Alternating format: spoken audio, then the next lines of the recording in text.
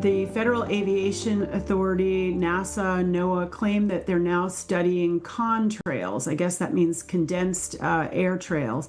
In a new document, they're calling Contrails Research Roadmap, and we see it here on the screen. Clayton, you just put out a tweet about this, basically suggesting that this is a kind of a this was all been a psyop, and that, no, the psyop is over. So, Dane, is this really about the science, this research about contrails, or is this, in your view, a cover-up for large-scale geoengineering that's already been happening? And what's your deeper read on this as someone who's been studying weather modification for many years? Clayton's exactly correct. This is nothing but more cover-up on an ever larger scale. And let's all keep pretending that this is, quote, condensation in our skies, when we have up-close film footage of these aircraft at altitude, nozzles visible, turning dispersions on and off. And the narrative of, quote, contrail is breaking down very rapidly. People are realizing that's not condensation in our skies. That's what brought me into this fight, was losing 60, 70, 80% of my solar power uptake on my off-grid home. And that's my background with Bechtel Power, again, part of that in the renewable energy industry. I knew that couldn't be just, quote, condensation. And back to the aluminum that Clayton so correctly outlined. When we have aluminum in our precipitation, that's what caused me to start testing my precipitation from an initial rain test of 7 parts per billion, which was already high for aluminum, given my filtered forested location, no industry around me, nothing from between me and Japan, given the prevailing winds, and subsequent rain tests over the next 18 months, escalating to 3,450 parts per billion of aluminum. That's extraordinarily high. That's toxic rain, period. It's killing root systems, killing soil microbiome. As Clayton said, it's toxic to all life forms, period, no exceptions.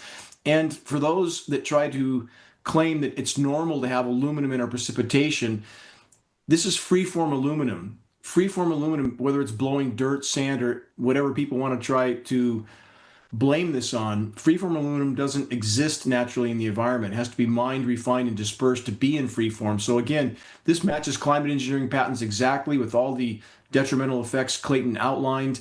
And now we have a changing atmospheric chemistry, and with the wet bulb temperatures that we are seeing underreported, just like this, quote, condensation trail narrative, absolute, blatant, glaring lie of cover-up from every single administration, doesn't matter their political stripe. And they're masking the true severity of the heat index readings as well, Mary. We know that. We're checking surface ambient temperatures and humidities. They are lying about everything across the board.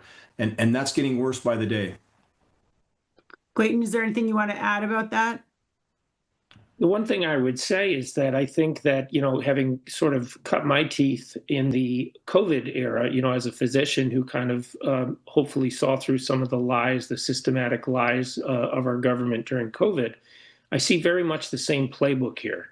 It's very much the, manufactured crisis, manufactured response, or attempted manufactured response, and then they provide the so-called solution. So what we're seeing right now is that these problems are manufactured through the geoengineering. Now, there are real climate issues, obviously, but I think that, when we're talking about the spraying and some of the extreme weather events and the weaponization of weather, we see this worldwide. We see all these 1 in 1,000 year flood events. Now, if we've gone through 1,000 years in about 6 weeks at that rate.